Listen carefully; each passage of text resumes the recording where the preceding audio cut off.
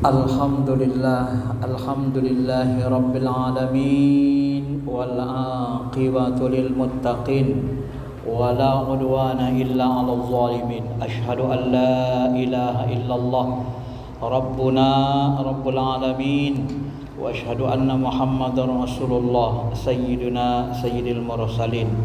Allahumma salli ala habibina syafi'ina wa maulana Muhammadin wa ala alihi wa sahbihi ajma'in, amma ba'd.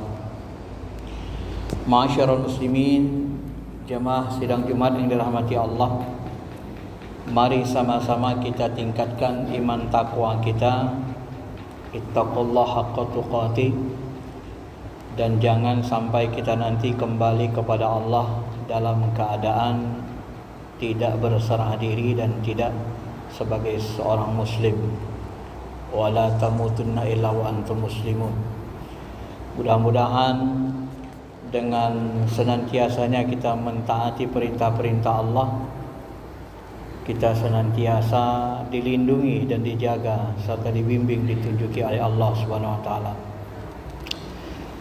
Dan seyogianya kita juga selalu bersalawat kepada baginda Rasulullah SAW, karena beliau adalah pelita alam yang mengajarkan Islam kepada kita semua agar kita tidak tenggelam dalam tipuan kehidupan, sehingga apa yang kita jalani hari ini bisa mendapatkan kemuliaan, kebahagiaan, dan tentunya nanti kembali kepada Allah dalam keadaan dimuliakan. Ma'asyiral muslimin, jemaah sidang Jumat yang dirahmati Allah, tema khutbah pada kesempatan ini adalah memahami qada, qadar, ikhtiar, dan takdir. Imam Hasan Basri termasuk Imam Hasan bin Ali, mereka menyamakan makna qada dan qadar ini, karena memang sebenarnya hampir sama saja.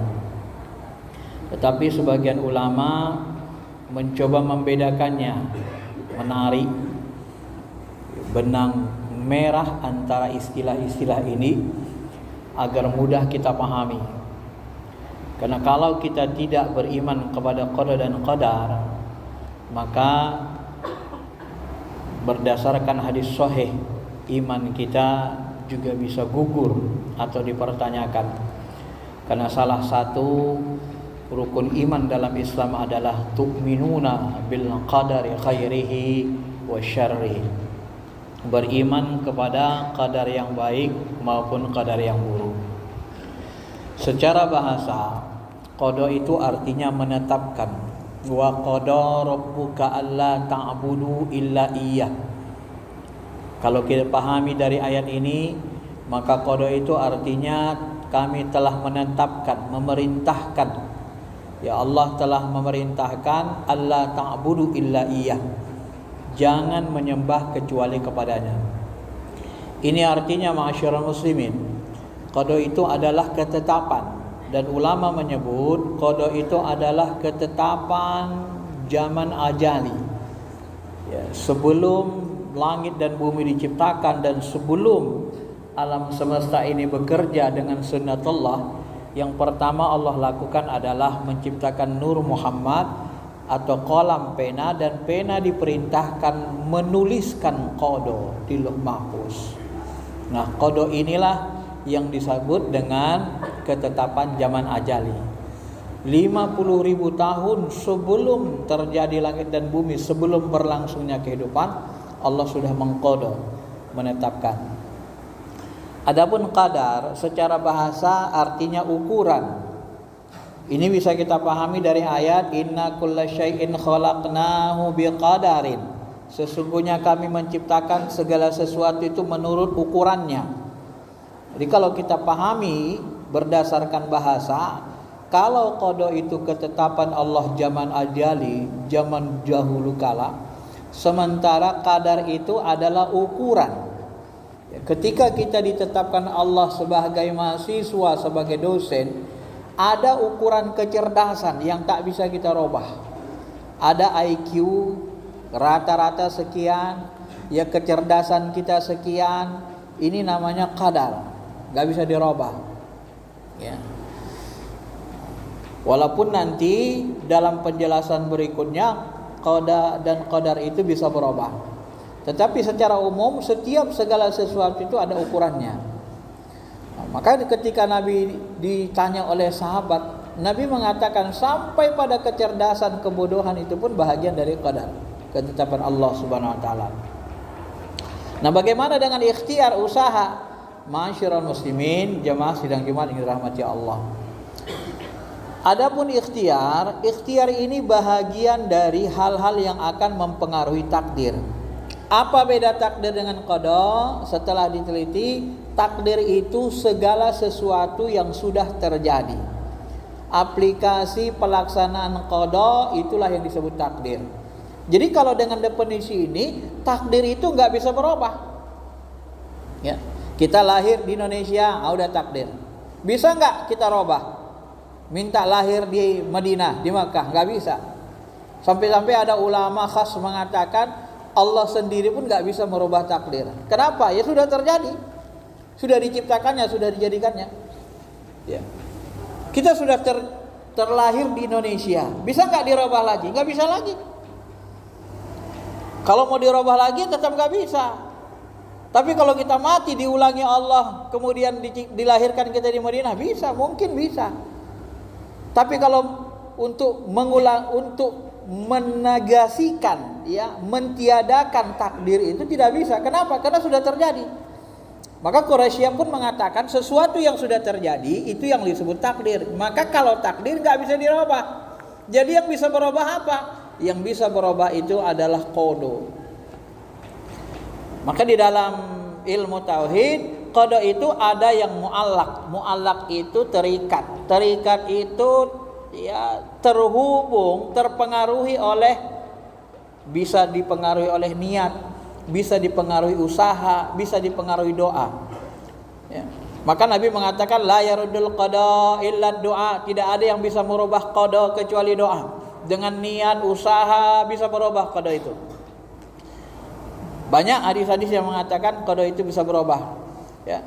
Nabi Musa ketika dia ajalnya sudah didatangi oleh malaikat maut, dia minta dipanjangkan umurnya 40 hari. Berubah, bisa panjang 40 hari dengan izin Allah, dengan usaha, dengan berbagai macam. Dengan silaturahmi bisa kita panjangkan umur, ya. Maka itulah disebut Allah dalam Al-Qur'an, innallaha la yughayyiru ma biqaumin hatta yughayyiru ma bi anfusihim. Sesungguhnya Allah tidak akan merubah satu kaum sampai kaum itu merubah diri mereka sendiri. Ini yang namanya mu'allaq. Kalau kita mau menjadi baik, kita harus berubah. Kalau kita mau jadi cerdas, ya kita harus berusaha. Nah, tapi sudah ditentukan Allah seluruhnya. Ya kita kan nggak tahu kalau kita sudah ditentukan Allah bahwa kita tidak akan sarjana. Kita kan nggak ngerti. Apa kita bisa melihat qada Allah, ketetapan zaman ajali? Maka qada itu dirahasiakan. Kenapa dirahasiakan? Banyak hikmahnya. Supaya kita tidak sombong. Supaya kita tidak sombong, nggak putus asa. Orang-orang yang berhasil, qada itu dirahasiakan supaya dia jangan sombong. Maka seorang sahabat pernah bertanya kepada Rasul, "Ya Rasul, apakah segala sesuatu sudah ditentukan?" Iya.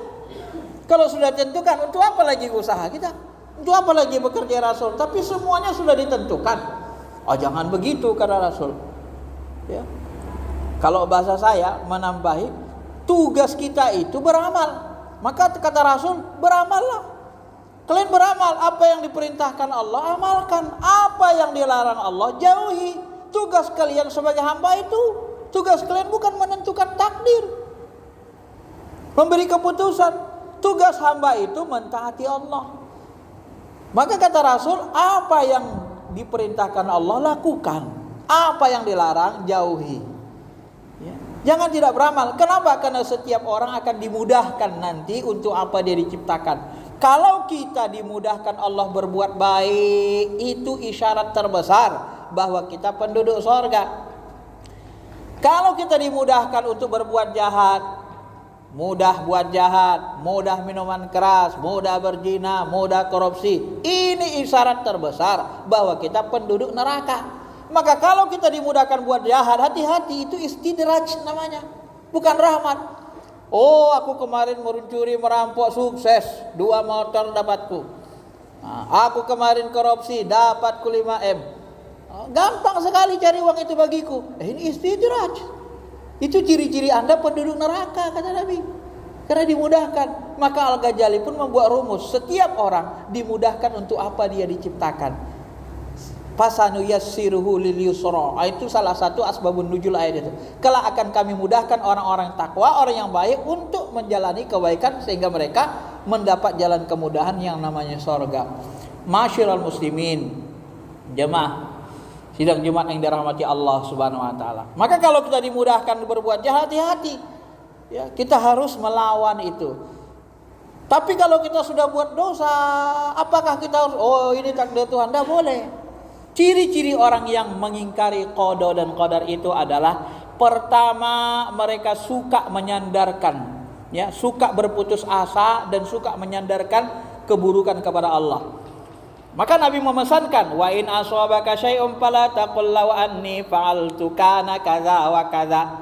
Apabila kamu ditimpa musibah, jangan kamu katakan, ya, aduh, kalau aku kemarin begini ya, kalau aku kemarin begini, nggak akan terjadi seperti itu, nggak akan terjadi begitu, nggak boleh. Ya, kalau sudah terjadi, katakan saja qadarullah wa ma syaa fa'al. Inilah qadar Allah, sudah terjadi. Apa yang dikehendaki Allah dia akan kerjakan. Nggak boleh kita katakan lau anni kaza kaza.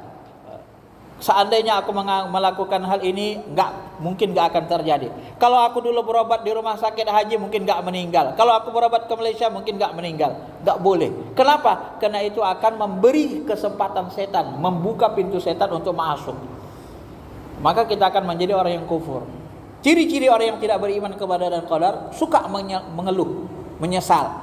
Dan ciri orang yang tidak percaya dengan qadar dan qadar adalah mereka cenderung menyandarkan keburukan kepada Allah. Seperti firman Allah, sikap orang musyrik, sayaqulul ladzina asyraku law sya'allahu ma asyrakna wala abauna. Ya. Mereka orang-orang yang mempersekutukan orang-orang musyrik itu berkata, apa kata mereka? Kalau Allah menghendaki, niscaya kami dan bapak-bapak kami tidak mensekutukannya. Niscaya kami tidak akan menjadi orang musyrik kalau Allah menghendaki. Nah, ini ciri orang-orang yang kufur, orang yang kafir, ingkar kepada qada dan qadar. Ya.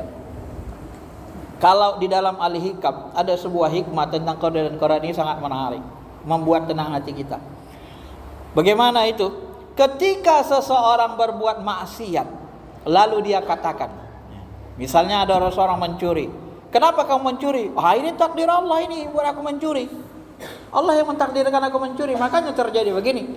Apa kata Allah? Jawab Allah kepada hamba yang mengatakan begini, hei hambaku, bukankah aku sudah berikan kepadamu akal? Apa kau nggak bisa membedakan mana baik mana buruk?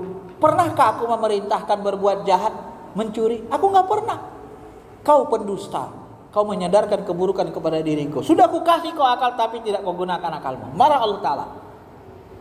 Tapi ketika seorang mencuri lalu dia bertobat, mohon ampuni aku ya Allah, aku khilaf ya Allah, akan kukembalikan kepada pemiliknya. Kembalikannya kepada motor yang dia curi, kembalikan kepada orangnya. Kemudian dia tobat, mohon ampun kepada Allah.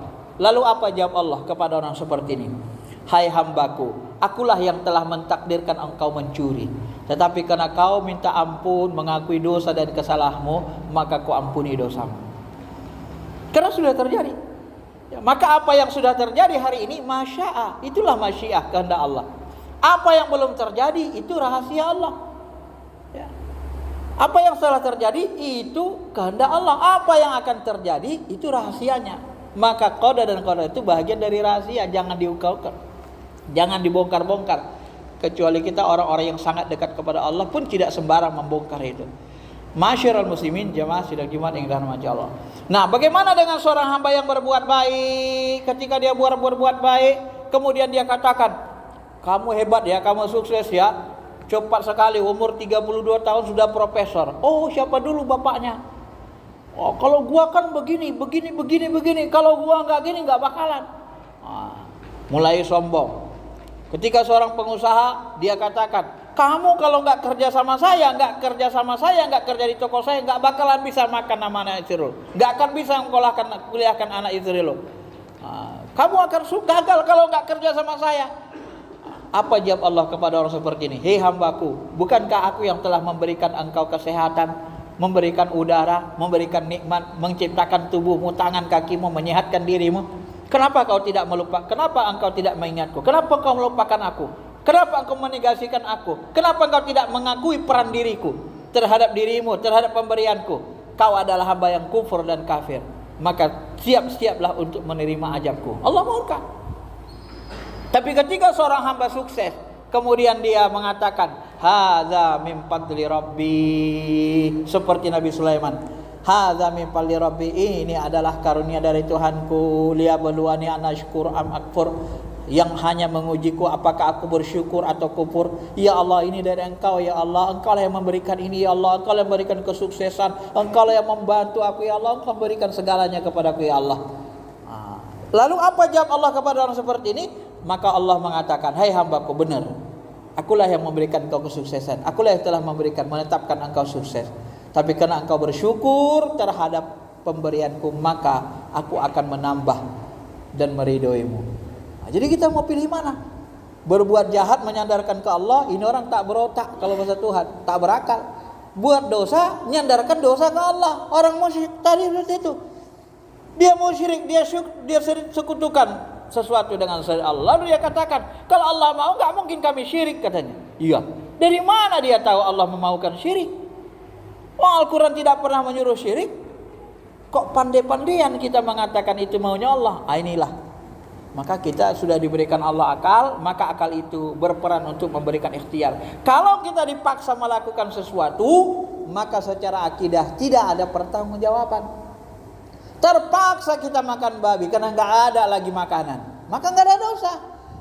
Maka kita diberi ikhtiar. Kenapa kita diberi akal, diberi ikhtiar? Supaya ada pertanggungjawaban. Kita bisa memilih. Ketika kita memilih sesuatu keburukan, kita diminta pertanggungjawaban. Kenapa kamu pilih keburukan? Berhak Allah mempertanyakan. Maka bahasa Tuhan dalam ayat lain, Allah itu la yus'al, dia nggak ditanya amma yaf'al terhadap perbuatannya. Yang ditanya itu kamu. Yang ditanya itu hamba, perbuatan hamba yang dihisab, yang ditanya. Perbuatan Allah tidak dihisab, tidak ditanya. Maka jangan urus perbuatan Allah, jangan urus qada dan qadar. Urus saja diri kita sendiri. Apa itu? Taati perintah Allah, jauhi larangan Allah. Masalah qada dan qadar hasilnya itu tergantung Allah. Dan ini dirahasiakan, kenapa? Supaya kita tidak bangga, tidak sombong. Supaya orang yang berdosa tidak putus asa. Ya ayyuhalladzina asrafu ala anfusikum la taqnutu min rahmatillah. Hai orang-orang yang melampaui batas buat dosa, jangan kamu putus asa dari rahmat Allah. Innallaha yaghfiru dzunuba jami'a. Jadi orang yang berbuat dosa dia tidak putus asa karena Allah masih membuka ampun. Ya.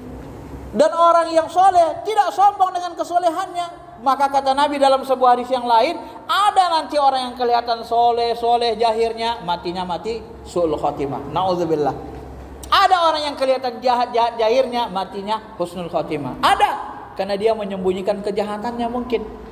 Karena orang jahat itu jahirnya kelihatan jahat, tapi hatinya ikhlas tulus mungkin. Kita tidak tahu. Dan bisa jadi memang kalau diberitahu qada dan qadar, ya orang jadi semena-mena, aku udah takdirkan Tuhannya jadi penduduk surga. Ya udah, dia dari kecil sampai besar mencuri, merampok, buat dosa aja. Nanti di akhir dia tobat. Jadi orang semena-mena, maka ini disembunyikan oleh Allah Subhanahu wa taala. Dan memang kata ulama masyarul muslimin, akal kita ini tidak akan mampu menjangkau semua ilmu Allah, termasuk ilmu qada dan qadar ini.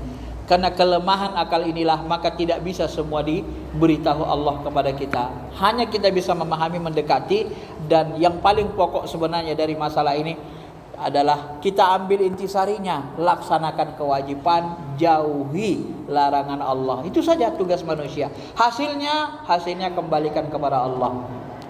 Kalau dalam pandangan Allah, semua yang diberikannya kepada orang beriman adalah baik.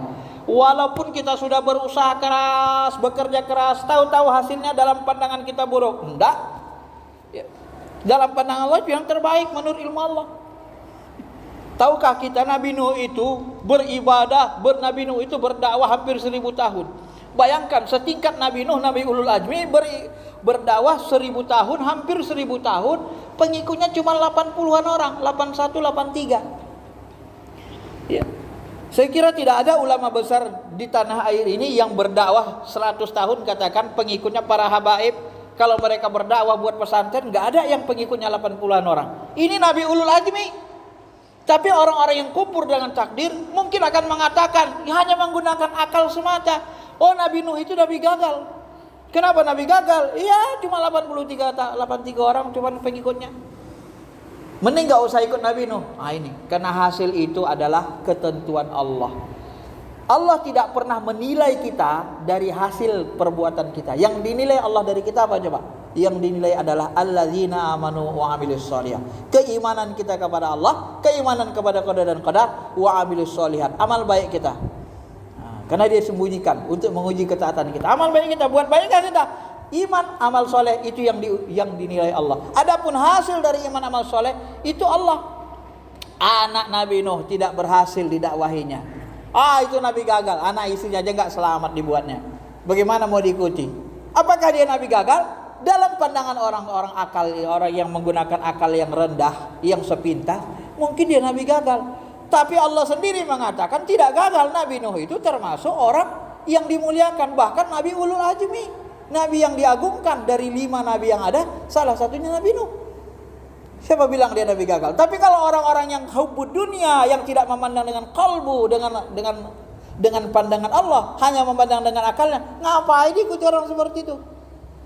Ya, anak istrinya juga selesai dia buat, kenapa gitu? Ini.